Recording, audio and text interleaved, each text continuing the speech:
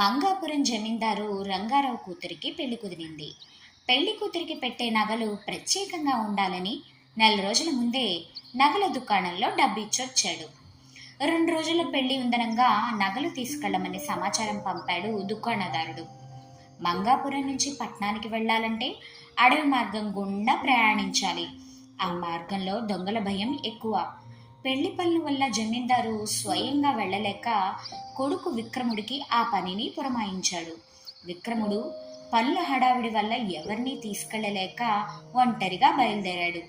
దారిలో దొంగలు అడ్డగించి, నీ దగ్గర ఉన్న మొత్తం డబ్బు ఇవ్వకపోతే పొడిచి చంపేస్తాం అంటూ విక్రముడిని బెదిరించారు. అంత పని చేయకండి, నా దగ్గర డబ్బు లేదు, కానీ పట్నం నుంచి నగలు తేవడానికి వెళ్తున్నాను, మీరు నాతో వస్తే ఆ నగలన్నీ మీకే ఇచ్చేస్తాను అన్నాడు. దాంతో దొంగలు అతడితో పాటు బయలుదేరి దుకాణం బయటే ఆగిపోయారు. లోపలికి వెళ్ళిన విక్రముడు జరిగిందంతా యజమానికి చెప్పి సహాయం కోరాడు. ఆ తర్వాత కంగారు నటిస్తూ బయటికి వచ్చి, ఎంతో విలువైన నగలను ఒంటరిగా వచ్చిన నాకు ఇవ్వడానికి దుకాణదారుడు ఒప్పుకోవడం లేదు, ఇప్పుడే నా స్నేహితులను తీసుకొస్తానని బయటకు వచ్చాను, మీరు నాతో వస్తే అందరం కలిసి ఆ నగలు తెచ్చుకుందాం అన్నాడు. అప్పటికి దుకాణదారుడు పోలీసులకు సమాచారం ఇవ్వడంతో వారు వచ్చి దొంగలను బంధించారు. అలా తన తెలివితేటలతో ఊరికి పట్టిన దొంగల పీడను వదిలించాడు విక్రముడు.